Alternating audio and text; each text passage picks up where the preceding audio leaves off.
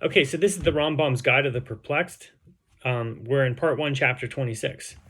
Gematria 26. You got it.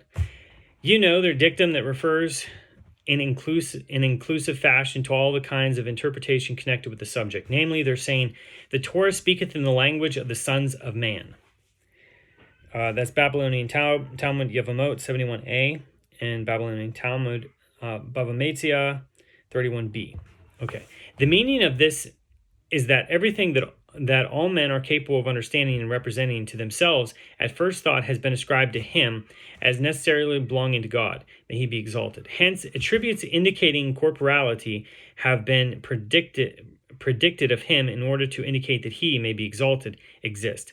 Inasmuch as the multitude cannot at first conceive of any existence save that of a body alone. Thus that which is neither a body nor existent in a body does not exist in their opinion. In a similar way, one has ascribed to him, may he be exalted, everything that in our opinion is a perfection in order to indicate that he is perfect in every manner of perfection and that no deficiency whatever mars him. Thus none of the things apprehended by the multitude of a deficiency or privation are predicated of him. Hence, it is not predicated of him that he eats, drinks, sleeps, is ill, does an injustice, or that he has any similar characteristic. On the other hand, everything that the multitude consider a perfection is predicated of him.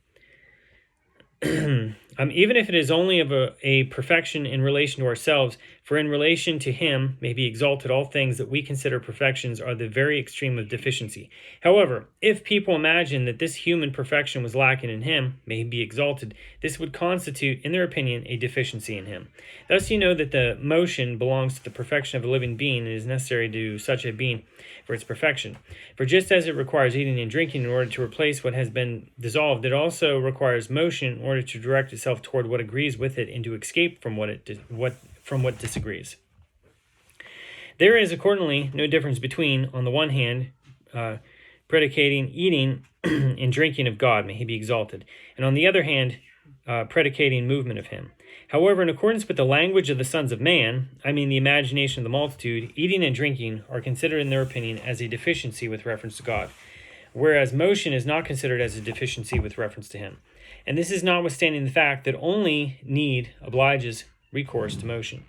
It has already been demonstrated that everything that is capable of motion is endowed with a magnitude that without any doubt can be divided.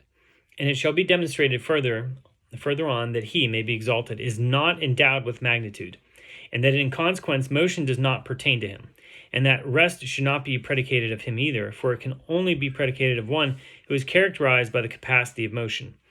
All these terms indicative of various kinds of motions of living beings are predicated of God, may he be exalted, in the way that we have spoken of, just as life is predicated of him. For motion is an accident attaching to living beings. There's no doubt that when corporality is abolished, all of these predicates are likewise abolished. I mean such terms as to descend, to ascend, to go, to stand erect, to stand, to go around, to sit, to dwell, to go out, to come, to pass, and all terms similar to these. To speak at length of this matter would be superfluous, were it not for the notions to which the minds of the multitude are accustomed. For this reason, it behooves to explain the matter of those whose souls grasp at human perfection, and by dint of expatiating a little on the point in question, just as we have done, to put an end to the fantasies that come to them from the age of infancy.